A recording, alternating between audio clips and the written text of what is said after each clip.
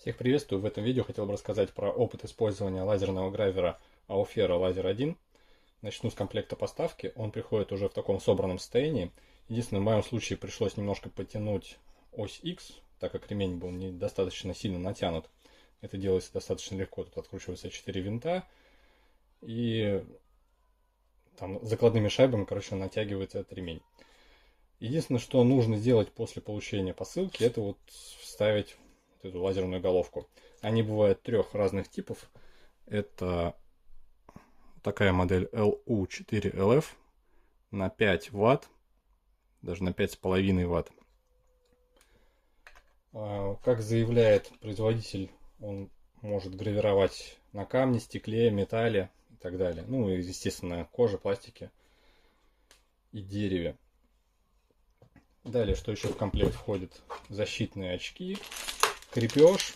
Рекомендуется прикрепить к столу какому-нибудь для наилучшего результата. Также поставляется с таким вот набором для подключения компрессора к лазеру. Есть несколько таких вот деревянных заготовок. Ну и тут какая-то мелочь. Ну и такая короткая инструкция со всеми ссылками.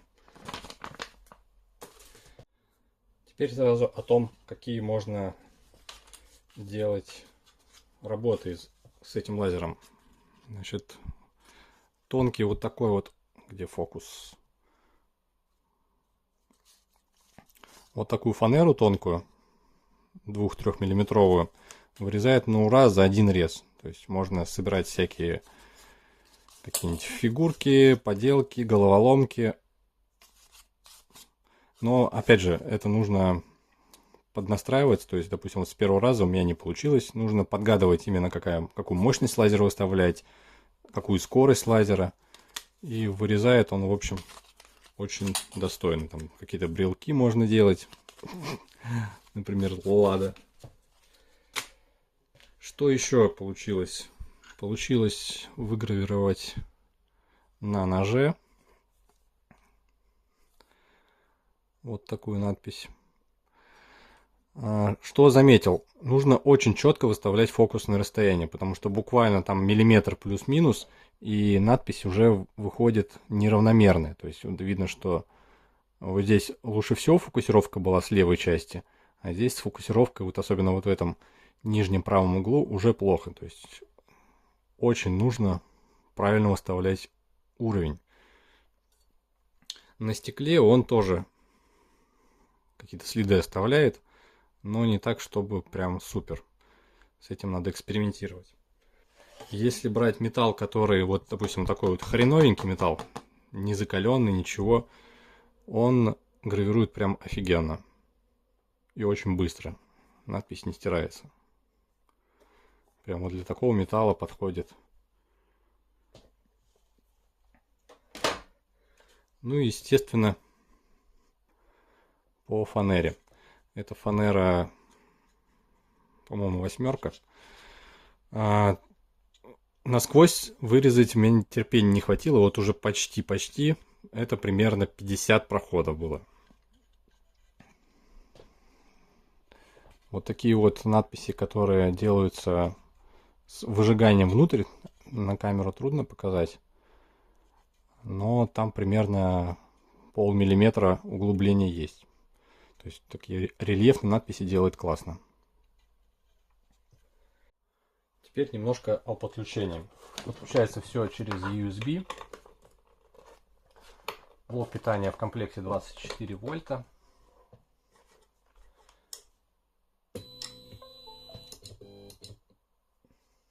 И все. Драйвера мне никакие не пришлось устанавливать, только программу. На сайте производителя предлагается два варианта программного обеспечения. Бесплатное и платное. Либо Laser GRBL, либо Lightburn. А теперь на примере программы Laser GRBL покажу, как пользоваться этим лазером. В первую очередь выбирается COM-порт. Можно посмотреть номер порта в диспетчере устройств. Нажимается «Подключиться». Далее выбирается какая-нибудь картинка, фигура и так далее. Ну, допустим, на примере возьмем круг обычный. Можно выбрать тип, сделать векторное изображение, сделать центровочное, грубо говоря, за один проход, чтобы это прошло. Если вот это выбирать, то он будет печатать вот так вот шу-шу-шу-шу-шу. Выберем для такого типа фигуры такой режим. Нажимаем далее. Здесь вот этот самый важный параметр, чтобы получился хороший результат. С этим надо экспериментировать. Значит, методом проб и ошибок я понял, что вырезать на тонкой фанере лучше на 400 мм при мощности 100. Размер выберем 20 мм на 20. И вот он создает уже заготовку. Теперь нажимаем кнопку Frame. И лазер покажет, где он будет вырезать. И в это место можно подложить уже заготовку. Чтобы можно было немножко поудобнее, можно вручную сдвинуть его и снова запустить, если заготовка довольно-таки большая. Значит, кладем теперь несколько слоев заготовки. Выбираем опять фрейм и попадаем, чтобы он правильно. Следующий важный этап — это фокусировка. Защитный экран убираем в сторону, откручиваем крепеж и делаем так, чтобы он на заготовку как раз таки становился, это лазер, на цилиндр. И затягиваем обратно. Тем самым фокусировка настроена. Еще раз проверяем, как он будет резать. И нажимаем старт.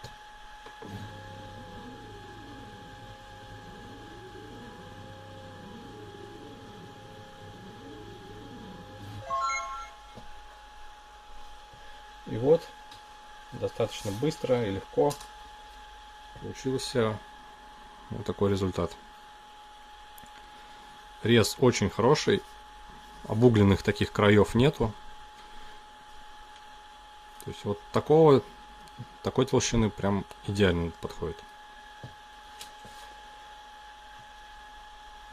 Теперь возьмем для примера металл. Открываем файл. Возьму, допустим, логотип Санкт-Петербурга. Выбираем трассировку по линиям. Здесь можно настроить цветность. Если изображение цветное, то разная градация серого будет. Нажимаем далее. Здесь я выбирал 100 при максимальной мощности в 100%. Выберем, допустим, 30 на 39. Далее. Получили изображение. Так, теперь надо разместить заготовку.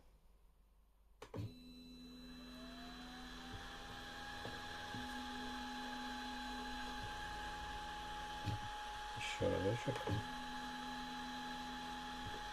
Пройдется прям по ауди пройдется. Немножко сместить можно.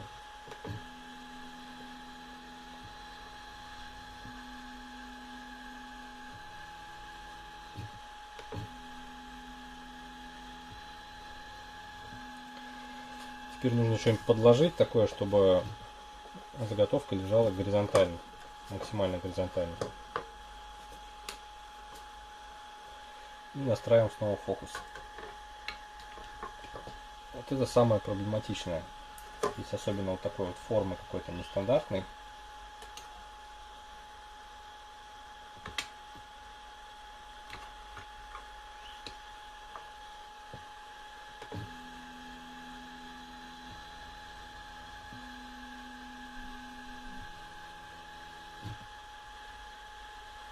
Ну, теперь пробуем запустить.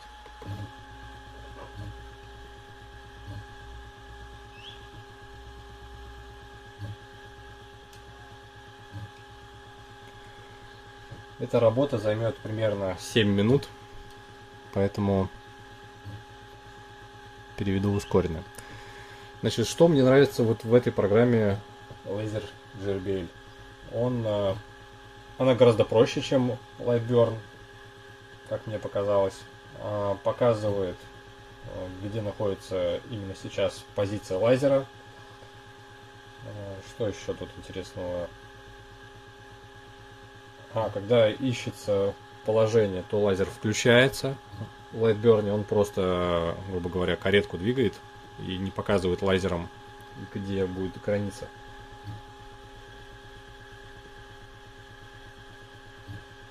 Вот, ну теперь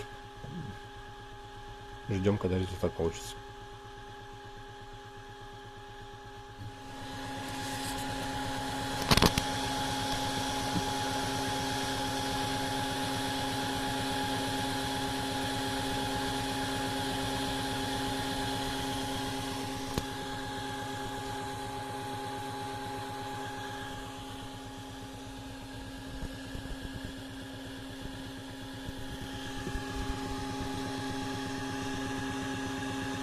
Что-то я немного не рассчитал по скорости. Получилось за 31 минуту он меня вырезал. Получился вот такой результат. Сейчас посмотрим.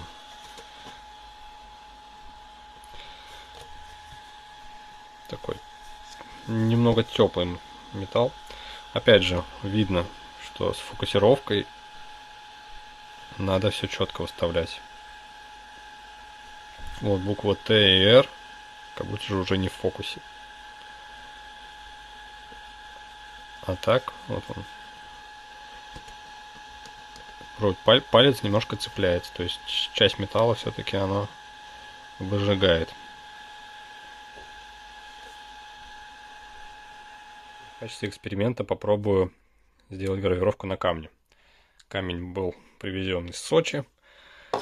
Попробуем на нем сделать такой вот логотип. Сейчас подумаю, какие настройки. Еще не пробовал баллов с настройками. Ну, попробую, наверное, на 400. S-Min и S-Max это нужно, если нужно делать градацию серого. То есть обычно выставляется от 0 до 1000. Там, или если на фанере, то выставляется процентов до 20. То есть 200 можно выставить. Если дерево, фанера, кожа. Опять же, это все абсолютно индивидуально, очень зависит от материала. Сейчас попробуем на камне вот с такими параметрами. Ну, небольшого размера, наверное, 20 миллиметров. Создаем. Так, здесь появилась тревога из-за того, что я сдвинул лазер. Теперь нужно его отправить домой. Вот, он найдет конечную точку, и можно будет продолжать. Сейчас мы его сдвинем сюда. И нужно будет настроить сейчас фокус сразу же. Сейчас пока так, найдем позицию.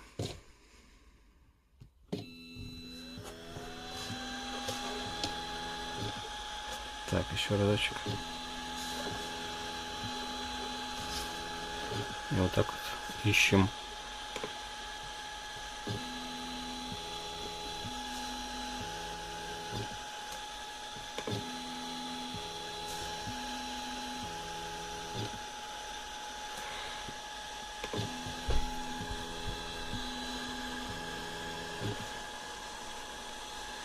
Даже еще чуть-чуть так вот.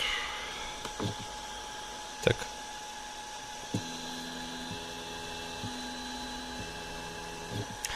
Ну, вот такой небольшой логотип получится. Так, теперь сейчас настраиваем фокус. Отгибаем защитный кожух. И подставляем сюда. Ослабляем. И поднимаем. Вот так вот. И вытягиваем. О, так камень, блин, сдвинулся уже.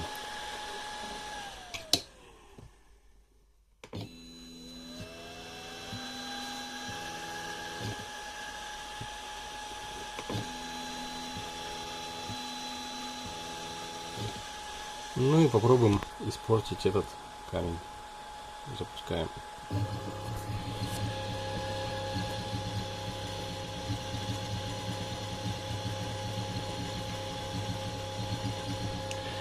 Если, допустим, недостаточно выбрана, либо наоборот слишком большая скорость, тогда заготовку двигать вообще нельзя, потому что попасть обратно в то же положение никак не попадете.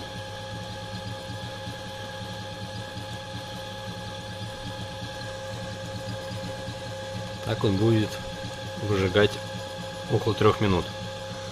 Но то, что я вижу, уже, наверное, придется вторым слоем тоже делать.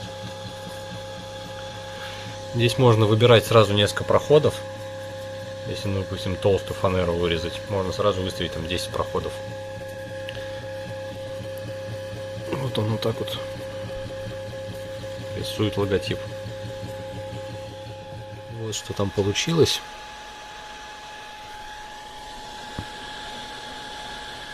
Не двигаю сразу заготовку.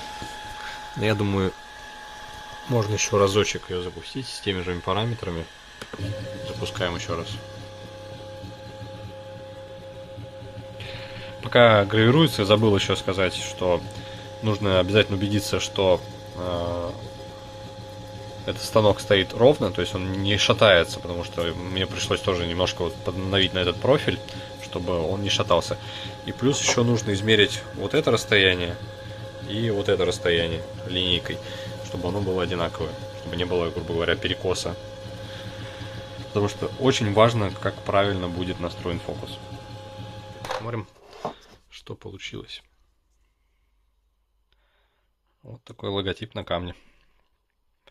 Зачем это нужно? Не знаю. Просто так. Но применение этой штуковине можно на самом деле дофига найти. Я еще не полностью разобрался с программами, но думал скачивать разные вот такие вот фанерные сборки и что-нибудь типа конструкторов самодельных. Чисто как хобби какое-то. По поводу подключения компрессора. Здесь нужно открутить вот этот один винтик и снять вот этот конус.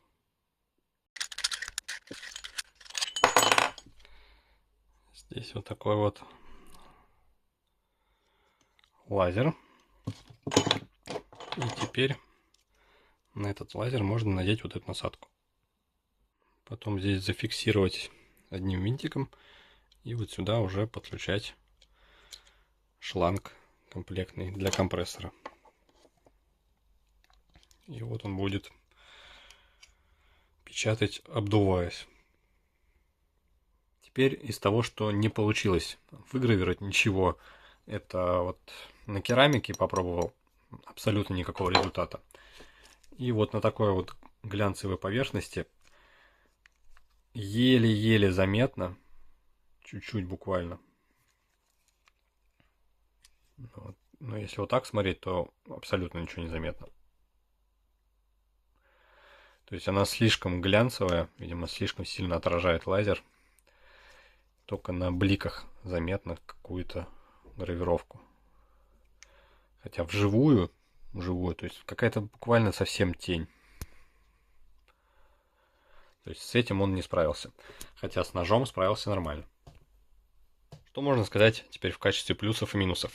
Во-первых, плюсы это то, что это устройство уже приходит в собранном виде. Единственное, нужно проверить, что все нормально, ничего не перекошено, ремни натянуты.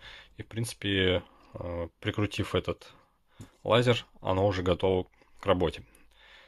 Следующий плюс это техподдержка. Когда у меня, вот я сначала не обнаружил, что вот этот вот ремень не натянут, у меня получалось, сейчас пример показать, как получалось. Вот так получалось смазано, как будто же не настроено. В техподдержке мне подсказали, скинули видео, как настроить, то есть за это тоже плюс. Минус я бы назвал то, что вот нужно очень четко настраивать фокус. И, наверное, все-таки ограничено поверхность, которую можно подготовить для заготовки, может быть, стоит повыше или пониже, либо как-то подставку, которая может изменять высоту для этого гравера. А так, больше никаких каких-то таких критических минусов я бы не смог назвать. Еще, наверное, к минусам все-таки, ну, даже не к минусам, все-таки достаточно трудное программное обеспечение. Нужно этому все-таки какое-то время посвятить, чтобы обучиться, как бы и пользоваться, с какими параметрами вырезать. Но это уже дело практики. На этом все. Спасибо за внимание. Все ссылки в описании. Ставьте лайки. Всем пока.